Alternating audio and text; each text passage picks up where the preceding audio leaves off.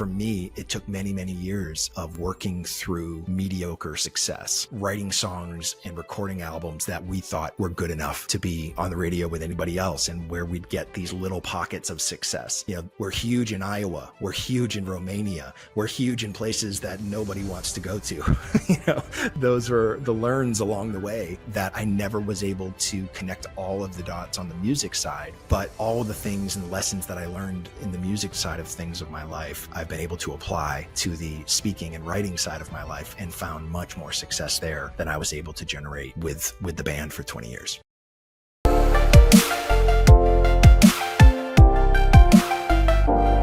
Welcome back, everyone, to the From Crisis to Justice podcast. I'm your host, Parag Amin. Today, I'm joined by a very special guest, Brant Menswar. He helps people who want to achieve more and start building momentum by crushing their inner critic, identifying the bridges of connection, and capturing the moments of opportunity. He's a best-selling author already of the book Black Sheep, Unleash the Extraordinary, Awe-Inspiring, Undiscovered You. And he's been seen on places like CBS, Fast Company, and Fox. And in fact, before becoming a best-selling author and keynote speaker, he was also a musician and rock star for 20 years and traveled the globe. So welcome, Brant. Thank you so much for being on today. Thanks, brother. Appreciate you having me. Yeah, absolutely. So can you tell us a little bit about how you made this transition from being a rock star and traveling the world and what that was like, and then now becoming an author and an on-stage speaker? Yeah, sure. I was late in life before I decided that music was going to be my career. I was 30 years old before I quit my job and decided that I was going to give this music thing a try. So, I was a little long in the tooth, to be honest, to enter the world of music as a touring artist, but just felt that calling, to be honest, and got started late, but made pretty good progress. So after the first few years, my band Big Kettle Drum found some early success. We were sort of that Mumford & Son things before Mumford & Son was a thing. And we'll argue always that they took all of our momentum. That one appearance at the Grammys, and nobody cares about Big Kettle Drum anymore. But we toured for almost 20 years, and just loved it, and found myself about 2012.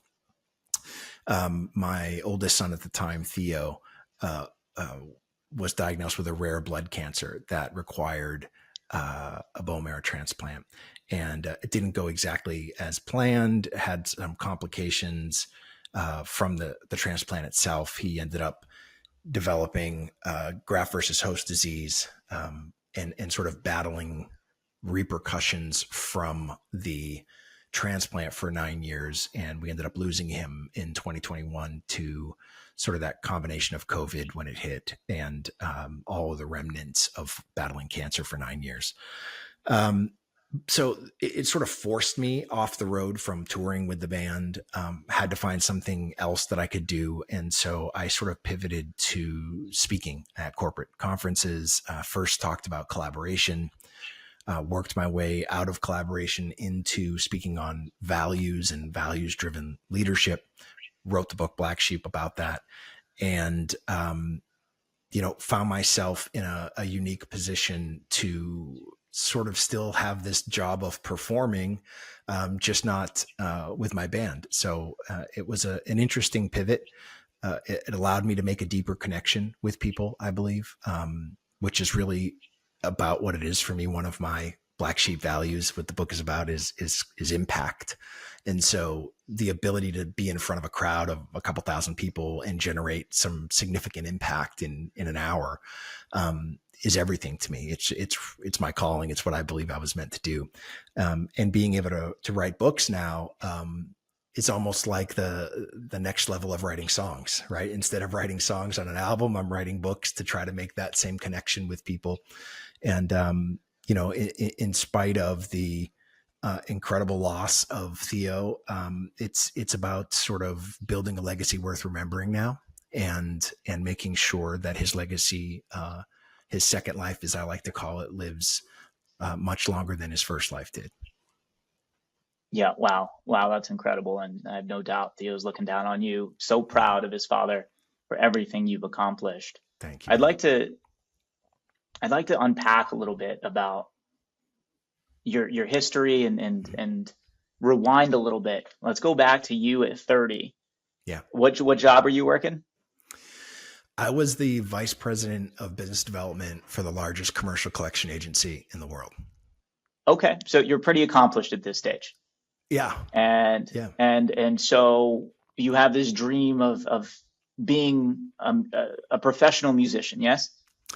It started out as music ministry, believe it or not. Is I felt that sort of calling to minister to people through music, and yeah, that was the initial draw. It ended up pivoting out of that later on, but that first thing at 30, it was that calling to minister to people through music, but not in the traditional, let me bore you with this little light of mine, singing to small church groups. That wasn't my thing. Okay. Yeah. So you wanted to do it big. You wanted to be inspirational from the beginning. Totally. All right. So did you have any doubts, or did you know that, look, I'm going to do this and I'm going to crush it? I definitely had doubts of the how, not in the talent. I grew up as a competitive athlete for most of my childhood, went to college to play baseball at Florida Southern. And so I always was pretty good in the confidence sector, but for me, it was the logistics part has always been a difficult thing. I find that those of us that are creatives have to find an equally strong partner that is logistics and operational to make things happen, to bring visions and ideas to life. And that is that's been the real interesting part for me over the years, has been, can we find those people to take the creative part and make it into something more? Yeah, absolutely. So how did you figure out the how? Because I think a lot of us, we get caught up in these logistics. Did you have a mentor? Or did you read a book? Did you go online? What did you do to bridge the gap between where you were and where you wanted to be, and the how to get there? So listen, that's the the $64,000 question. It was a lot of trial and error on my part, for sure. Part of having, empathy is one of my black sheep values as well. These non-negotiable values. And when you have a great deal of empathy, you have a tendency to connect with people deeply, and people who want to help, who have a heart to help. You give them a shot to help. And sometimes it takes months or years to know that was not the right person for you. Just because you felt in your heart that you wanted to give somebody a shot doesn't mean that was the person that was going to take you to where you wanted to be. And so I spent many, many, many years sort of sifting through, good-hearted people that were well-intentioned, who were trying to help, but simply weren't in a position to do so. So it always fell back to me, but in a pattern of, I'm going to give this away for 6 months, and then I'm going to take it back. I'm going to give it away to somebody else for 6 months, and I'm going to take it back. And so the momentum you start to build, then it dives, and then the momentum builds, and then it dives. And honest to God, I believe it's why we never reached, household name success. We had enough success that we made a living at it for 20 years, and fed the family. But outside of that, I believe it's because we never really met that person or that organization. Even when we signed record deals, they are in the business of selling records, not in the business of booking tours and, helping you along to reach the level of success that you desire. Yeah. So if you could go back and do it again, Yeah. would you do anything over, and what? Yeah. I think it comes down to a couple of things. I think it's knowing what to say no to a lot. And I think it's hard when you're living on hopes and dreams, which you tend to do in my line of work anyways. You have these big ideas, you have these big hopes of impact and affecting people. That a lot of times gets in the way of logical, smart decisions. And so, part of why I wrote Black Sheep was how do we make better decisions? And it's decisions that are rooted in our non-negotiable values, that sort of looks for the truth in the room and sort of considers how we are feeling at the moment. And you got to do those three things in order to make a good decision. And for so long, I based my decisions of whether they were good or bad based on the outcome. And outcomes have nothing to do with whether a decision was good or bad. We don't control outcomes. That's unless you're Glinda or Gandalf, you don't have that type of power. So, for me, it took many, many years of working through mediocre success, writing songs and recording albums that we thought were good enough to be on the radio with anybody else, and where we'd get these little pockets of success. We're huge in Iowa. We're huge in Romania. We're huge in places that nobody wants to go to. Those are the learns along the way, that I never was able to connect all of the dots on the music side, but all the things and the lessons that I learned in the music side of things of my life, I've been able to apply to the speaking and writing side of my life, and found much more success there than I was able to generate with the band for 20 years. Yeah, absolutely. And I want to dive in and double click on something you said about we don't control outcomes. Mm. So there might be a listener out there who says, look, like you can control your actions and that then affects outcomes. So there's some level of control on the outcome. I think what you're saying is, look, you don't have absolute control over an outcome. No matter how much you try to control, there are still variables outside of your control. But can you clarify that? Yeah, you have control of the input that you put in, but you have zero control over what actually happens. You know what I mean? It's not possible to control an outcome. It is possible to control the deliberate intention that goes into making a decision, but there is no control once that decision is made. Whatever happens next happens, and you can try to influence it, but you have zero control over it. I mean, things can turn sideways in a second, and that's the hard part. Is most of our culture, especially on the corporate side, is everything we do is based on outcomes. Every promotion we give is based on an outcome. Everything that we make decisions on are based on outcomes. And nobody really wants to consider the deliberate intention that went into making decisions, because sometimes those decisions weren't great, but the outcome was. And we reward people based on the outcome, not based on their intent. And that puts us in a precarious position a lot. And what ends up happening is it eats away at corporate culture, because in those moments we watch people get promoted who are bad people, who don't deserve the promotion, from a team player, from a organizational values, from any of the things that are told to us that really matter. All that gets ignored, and all they care about is production. So that's the thing. If you can produce, if you can put out an outcome that moves somebody forward, oftentimes that's the sole driver for things like promotions and recognition. And the people who are doing the work, who bleed the company colors, get overlooked and never get those opportunities. Yeah, that is true. Although, somebody might say, look, it's easier to measure results than intentions. And so, to clarify, are you saying that the results don't matter as long as the intent was good? I'm saying the results matter, but how you got the results matter just as much. You know what I mean? That's the thing. If you're going to consistently promote people who are high producers but complete assholes, then your company culture is going to erode faster than you can replace people.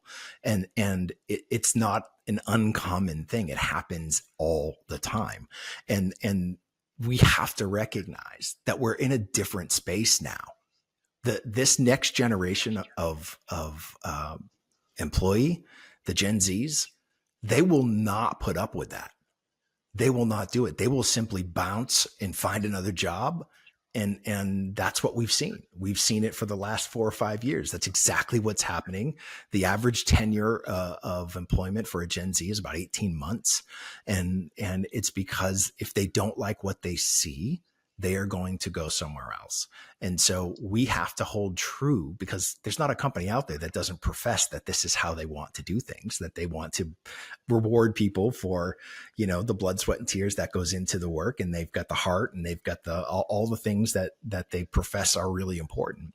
But at the end of the day, if you only use results as the marker, it just puts us in a pretty tough spot. And that's what I think we have to start to recognize, that there are two sides to that coin. I can agree with that. So I tell my team all the time, as a lawyer, ultimately, how we get the results is really important, to make sure that our clients understand that we're there with them, we're there to help them, and we're doing things correctly and ethically. So that's one side of the coin. Yes. And the other side is, you've got to get the results, because what I've told my team is, look, it doesn't matter how great of the intentions we have are, results are still results. So you got to, I agree with this idea that you got to win, and you got to do it in the right way. But Yes. ultimately, I mean, you still have to win, because that's what people are looking at. But I do agree with you that a lot of times, especially with corporate strategy these days, the idea is just the result. It's what I also call like dirty capitalism, where it's this idea that it's just the profit that matters. Well, it's like, hold on a second. If you're destroying people's lives, you're destroying the environment to get quarterly results. Like, ultimately, we're harming everybody in the long term. And so we want to make sure that we're focused on getting results, but also doing them in the right way. Yeah, I think, here's the interesting thing. I think you have to have, if it were me and I'm running the organization, I want to win. Yes. But I want people to want to win more than I want the win itself, if that makes sense. 100%. I want that attitude and belief that winning matters, right? But not at any cost. Like, we want to do it the right way. But this is, I have these arguments all the time. Growing up as a competitive athlete, winning was everything. You know what I mean? You want that scholarship to go play wherever you want to go play. You better win, right? That's sort of how you get noticed. And so, with my own kids, it wasn't blood or guts, win at all costs. It was, what I care more about is I care that you want to win as much as I care about the winning itself, because that want to win attitude will carry you really far, no matter what path you choose in your life. And I think that with the younger generation, what we see now, because we coddled my generation, Gen X, because we coddled so much, that want to win is pretty weak. And it's what we've got to work on developing. We don't have to have them have this, dying passion to win it, Michael Jordan's level of, you're going to win or we're not going to be happy.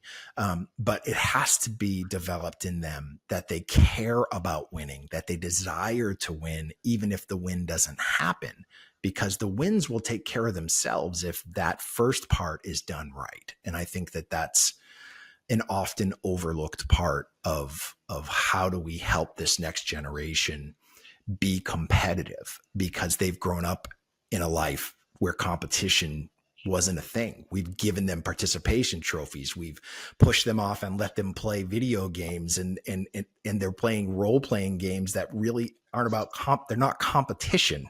They're different types of games. And so it's a foreign concept to them, and we can't be mad that they don't feel that way, because it hasn't been a thing for them as it was for us in the 80s. It was a very different life back then. And what we cared about were different back then.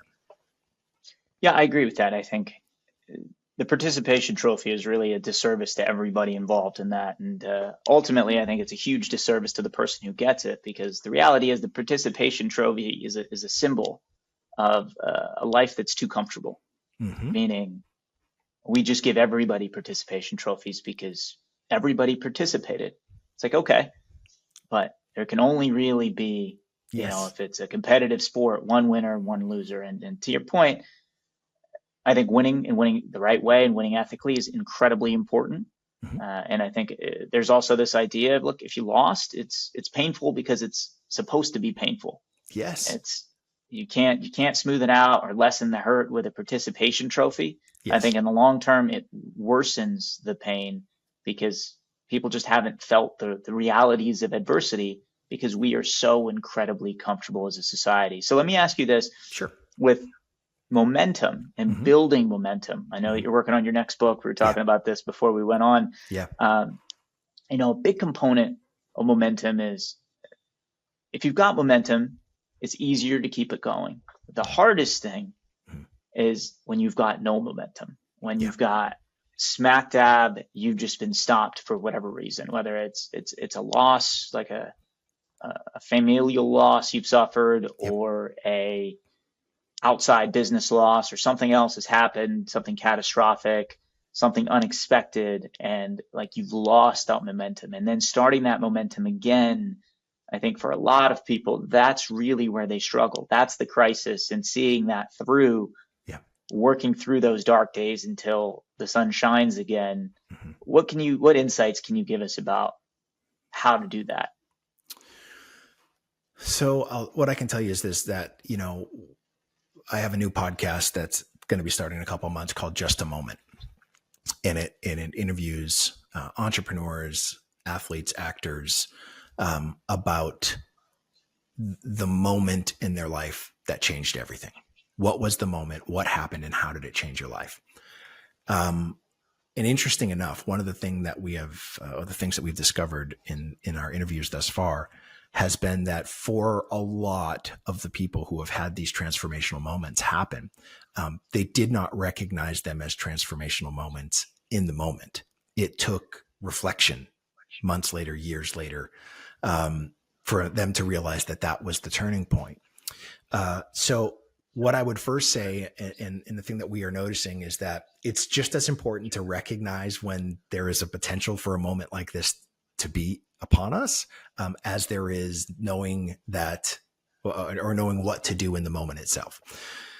So what we are working on now, the easiest, I'm big on analogies and acronyms and making sure something is super easy, because if you can't remember it, it's like writing that perfect chorus for a song that you hear it once and you can sing it again immediately. It's the same sort of a thing with my writing for books, in the corporate space and personal development. So the best way to know if you are in a moment that has the potential to be transformational is the presence of an ogre. And an ogre stands for an overwhelming gut reaction of emotion. So transformational moments are accompanied by massive levels of emotion. It can be happy, sad, anger. It doesn't matter. Just the level of emotion is incredibly elevated.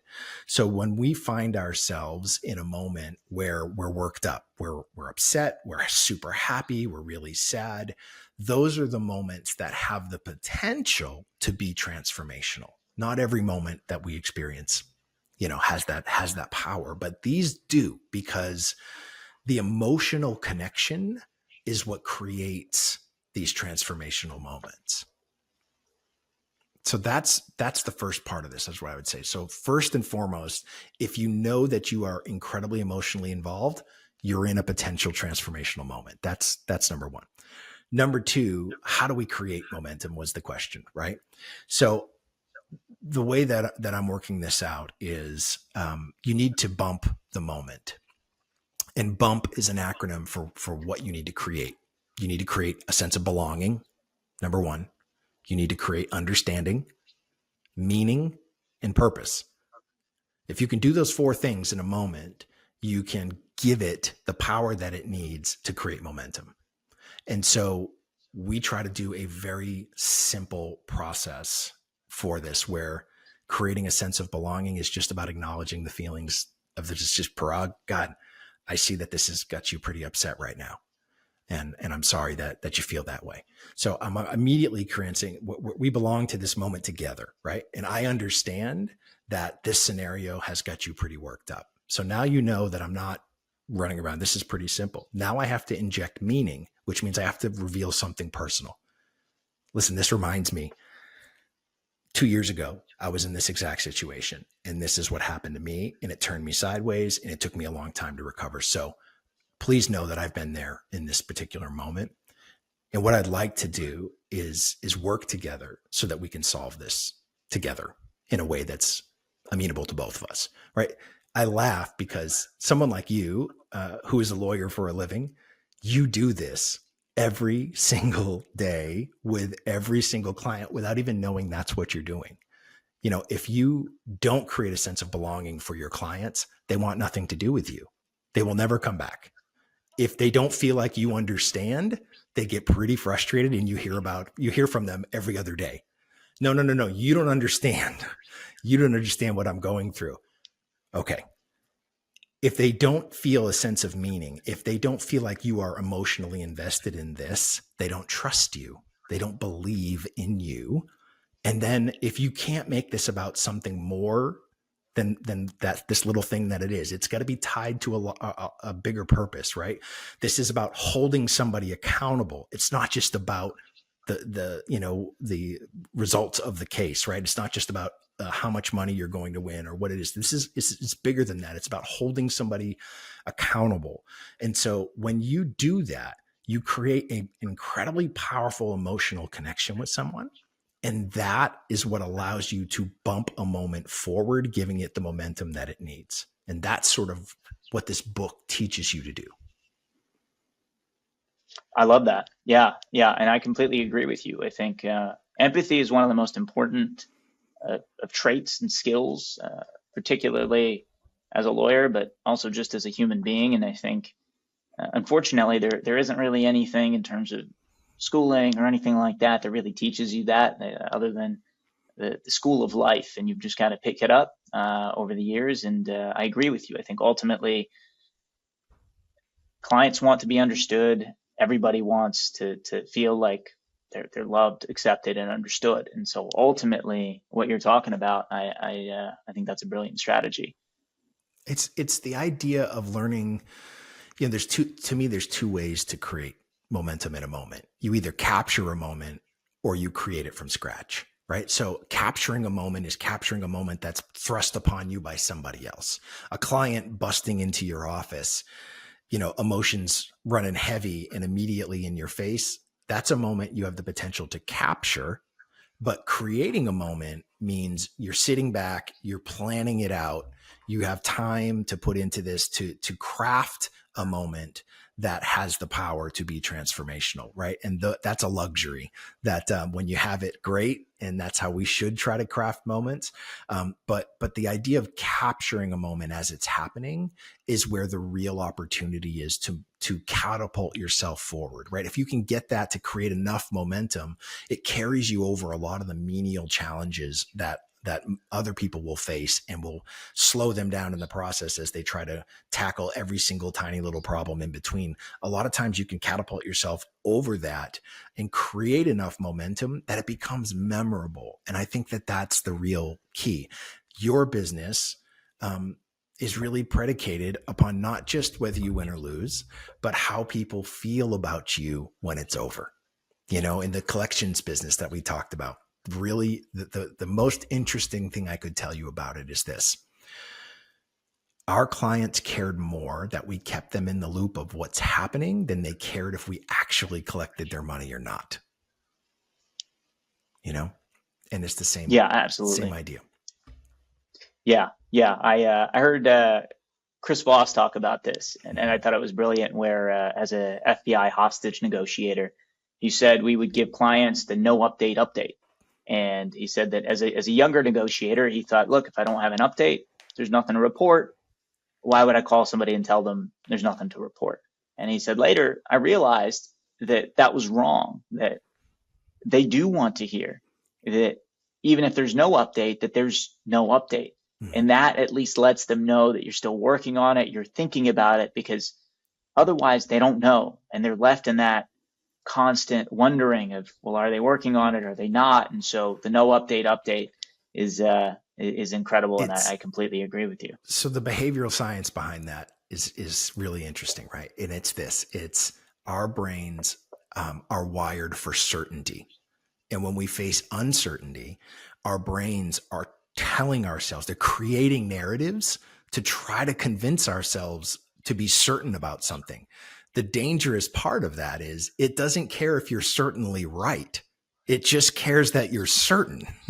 So you could be certainly wrong about something and your brain's okay with that. So that no update keeps those narratives at bay and allows the story to unfold in a timely manner that can be a little more accurate than its tendency to make up stories to try to get it to the point of certainty so that it feels better. And that's the real danger of that moment. Yeah, yeah, I agree with that. And how important is creating a sense of certainty in an otherwise uncertain world? Meaning, anytime you do anything, there's an aspect of uncertainty. Mm-hmm. As confident as you might be that it's going to Yeah. be okay, Yeah. whether it's driving your car, going to work, whatever. So, Yeah. so can you address that or touch upon that? Well, it comes down to perception to me. If you can help somebody with a strong perception of something, they find it easy to make themselves certain about something. And so, one of my favorite quotes of all time is, "What the eyes see and the ears hear, the mind believes." And that comes from Harry Houdini. So if we sit there and listen to the greatest illusionist of all time tell us that the way that he gets you to believe in things that aren't real is with your eyes, ears, what they see and hear is what they want to believe. And that's the same idea with certainty to me. If I can get you to see something a certain way and listen to what I'm saying, I can convince you of almost anything as long as I do it well. Yeah, yeah, 100%. Yeah, I agree with that. And I think there's an aspect of conveying belief or certainty. You have to believe it and be certain about it yourself. Would you agree with that? Yeah, and interesting enough, the work I did at Cornell in the psychology of leadership, one of the things they talk about and they teach is that there are really only three ways to change a belief, and this is interesting because a lot of people believe that belief is a choice, and belief is not a choice. Belief is a result of what you can convince yourself of. So it's not a choice. You have to be able to convince yourself in order for you to believe. You can't just choose to believe something if you aren't convinced that it's real.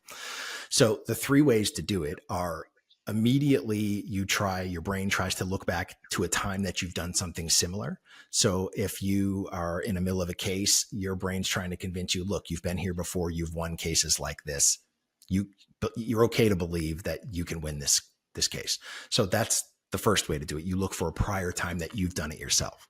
The second is you need to start looking for other people who have done this before. And this is that social media drain, right? Like we see that video that inspires us because someone has done something that we thought was impossible. Here's proof they're doing it. That our brain will accept that as an appropriate way to shift a belief. And then the third part is an expert. If they view somebody as an expert and you explain something to them, you can change their belief if they believe in you that you are an expert.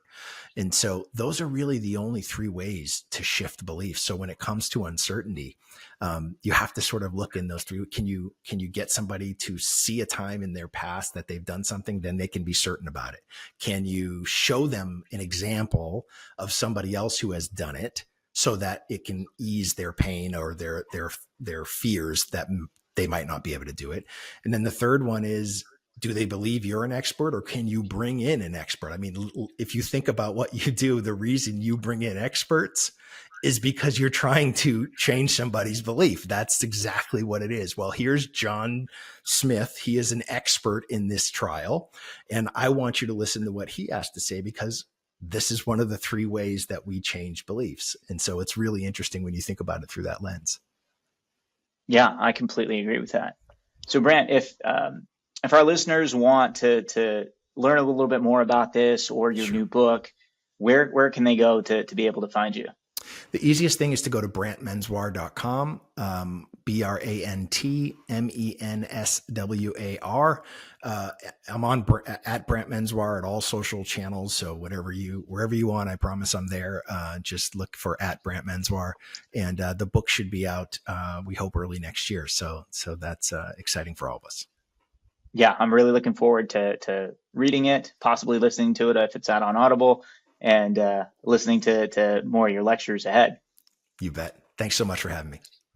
Yeah, thank you. And to the listeners, thank you so much for joining us today. If you haven't already, make sure you subscribe so you can know when the next episode drops. And Brant, thank you so much again for joining me today and sharing all of this wisdom.